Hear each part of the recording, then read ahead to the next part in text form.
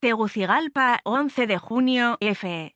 Los estudiantes hondureños conmemoran este viernes su día recibiendo clases desde su casa por la pandemia de COVID-19, aunque miles de ellos, principalmente de regiones remotas, no tienen acceso a la tecnología para la enseñanza virtual, lo que significa el estancamiento o deserción en su formación educativa. La situación de los estudiantes es más grave en zonas del interior del país, donde no hay energía eléctrica, no tienen acceso a Internet ni a un computador o teléfono celular moderno, afectando más a los de educación primaria, dijo a EFE el ex viceministro de Educación y docente universitario Armando Eukeda. Lo que está viviendo la juventud estudiosa del sector público y privado es un estado de abandono completo, desde el nivel preescolar hasta el universitario, subrayó Eukeda, profesor universitario de física y analista. Masacre generacional con la niñez del área rural. Agregó que aunque también están siendo afectados, los estudiantes universitarios sufren los efectos de la lamentable situación que vive la educación hondureña. Viven al sálvese quien pueda, si es que se pueden salvar, pero eso no ocurre con la niñez del área rural, sobre todo porque con ellos lo que hay es una masacre generacional, porque su situación ya era mal desde antes de la pandemia de COVID-19, señaló Eukeda. Hay comunidades hondureñas como San Francisco Locomapa, donde viven algunos miembros de la etnia Tolupán, que está distribuida entre los departamentos de Lloro, Norte y Francisco Morazán, en el centro del país, que no tienen energía eléctrica y los niños no están recibiendo clases porque en la comunidad no hay electricidad, no tienen acceso a un teléfono con WhatsApp y un ordenador está mucho más lejos de su alcance por la pobreza. Eukeda dijo que lo que para él es una masacre generacional, lo que vive la niñez hondureña del área rural. La UNESCO, Organización de las Naciones Unidas para la Ciencia, la Educación y la Cultura, lo define como una catástrofe generacional educativa. En muchos países pobres, añadió que, aunque la pandemia afecta a todos los países, los más organizados están controlando la catástrofe educativa para que no repercuta tanto con los estudiantes de todos los niveles. Nadie piensa en invertir en educación, pero en el caso de la situación de nosotros los hondureños, no hay por dónde ponerle un dique de contención, expresó Eukeda, quien además considera que el promedio de escolaridad del país, que ha sido de 7 años, pudo haber bajado a 6 debido a la pandemia. En su opinión, para recuperar un año de escolaridad de un pueblo, se necesitan 10, y aunque la pandemia de COVID-19 se esparció por todo el mundo, su impacto ha sido más fuerte en Latinoamérica. En Honduras la situación es preocupante, según Eukeda, porque nadie está pensando en invertir en educación, lo que se evidencia en que ninguno de los que aspiran a llegar al poder a partir del 27 de enero de 2022, cuando asuma el nuevo gobierno, ha puesto la educación como una prioridad. Otra situación adversa que afecta al país es que hay una inclinación mayor a administrar negocios y se olvidan de las humanidades, ignorando la importancia que tiene humanizar su negocio, dijo el docente hondureño. El problema central que tenemos en educación es el desarraigo que estamos recogiendo, de no ver que han transcurrido 21 años de este siglo y no hemos invertido en educación, ni siquiera en agua potable para que se laven las manos los estudiantes. Peor decir que hemos invertido en capacitar docentes, en crear escuelas de calidad. Eso no ha sucedido, dijo Eukeda. Además, acotó, cuando ese desarraigo en la educación se le transmite a los niños, esa generación creció y ve para el norte. Estados Unidos no siente a Honduras. La crisis educativa que afecta a Honduras tiene repercusiones menos graves con los estudiantes que se forman en instituciones privadas que no representan la mayoría del alumnado nacional. Según docentes del sector público, unos 3 millones de estudiantes deberían de estar en formación en el presente año, pero eso no es posible por la pandemia, y aunque la situación es grave, las autoridades educativas afirman que no es tanto.